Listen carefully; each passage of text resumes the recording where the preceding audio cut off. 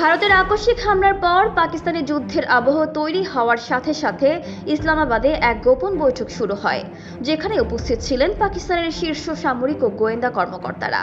বৈঠকটি ছিল অত্যন্ত গোপন এবং নিরাপত্তা নিয়েও ছিল কঠোর কড়াকড়ি। পাকিস্তানের প্রধানমন্ত্রী শাহবাজ শরীফের নেতৃত্বে এই বৈঠকে উপস্থিত ছিলেন দেশটির সর্বোচ্চ সেনাপ্রধান, গোয়েন্দা প্রধান এবং গুরুত্বপূর্ণ মন্ত্রীরা। বৈঠকের শুরুতেই শাহবাজ শরীফ জানিয়ে দেন, এই হামলা আমাদের উপর কেবল একটি অপরাধ, এটি আমাদের জাতীয় অস্তিত্বের প্রতি হুমকি। আমাদের প্রতিক্রিয়া হবে একেবারে সঠিক এবং প্রত্যয়ী।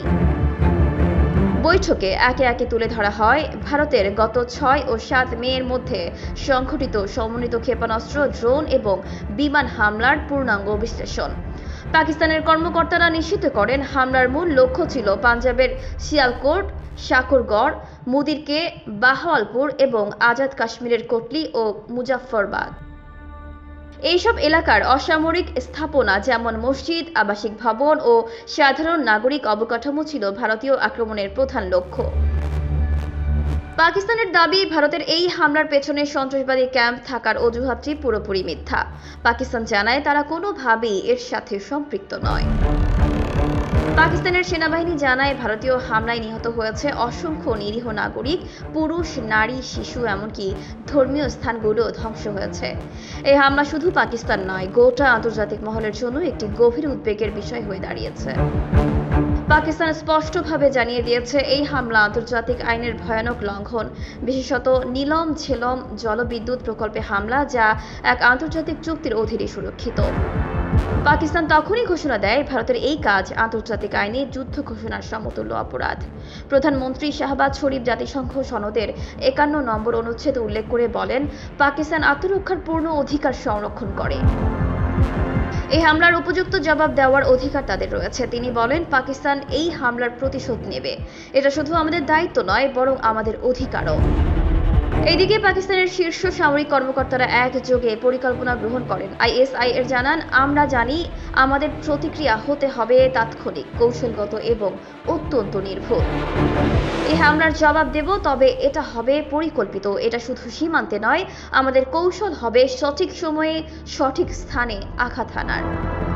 পাকিস্তান সেনাবাহিনী তখন তাদের প্রতিক্রিয়া পরিকল্পনা শেষ করতে সময় নেননি। তারা সীমান্তে জরুরি সতর্কতা জারি করে এবং ঘোষণা দেয়, যে কোনো পরিস্থিতিতে পাল্টা হামলা হবে, তবে এটি হবে নিখুঁতভাবে নিয়ন্ত্রিত। পাকিস্তান জানিয়ে দেয়, ভারত যদি তাদের উপর আবার আক্রমণ করে, তাহলে তারা 24 ঘন্টার মধ্যে শক্তিশালী প্রতিক্রিয়া জানাবে।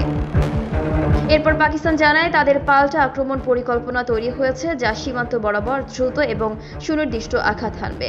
পাকিস্তান সেনাবাহিনী আকাশ প্রতিরক্ষা ব্যবস্থাগুলোকেও সক্রিয় করে, যাতে ভারতীয় হামলা ঠেকানো যায়। পাকিস্তান পরিষ্কারভাবে জানিয়ে দেয়, তাদের লক্ষ্য হবে ভারতের সামরিক স্থাপনা, যেগুলো পাকিস্তানের সার্বভৌমত্ব ও নিরাপত্তার জন্য হুমকি। এটা পরিষ্কার হয়ে যায়, পাকিস্তান সশস্ত্র বাহিনীর ওপর তার পূর্ণ আস্থা রেখেছে এবং তাদের এই প্রতিক্রিয়া হবে একেবারেই শক্তিশালী, তবে কোনোভাবেই নিরীহ নাগরিকদের ক্ষতি হবে না। পাকিস্তান জানিয়ে দিয়েছে, তাদের জবাব শুধু সীমান্ত পর্যন্ত সীমাবদ্ধ থাকবে না, বরং পুরো আঞ্চলিক পরিস্থিতি ভেবে পরিকল্পনা তৈরি করা হবে। এই বৈঠকে পাকিস্তান সেনাবাহিনীর শীর্ষ কর্মকর্তারা জানিয়ে দেয়, তারা যুদ্ধের দিকে যাবেন না, তবে যদি ভারত তাদের উপর আবার আক্রমণ করে, তবে তারা তা প্রতিরোধের সাথে পাল্টা আঘাত করবে। পাকিস্তান আন্তর্জাতিক সম্প্রদায়ের কাছে এও দাবি জানায়, ভারতীয় আগ্রাসনের বিরুদ্ধে দাঁড়াতে হবে এবং কোনোভাবেই ভারতের অবৈধ কর্মকাণ্ডের পক্ষে অবস্থান গ্রহণ করা উচিত নয়।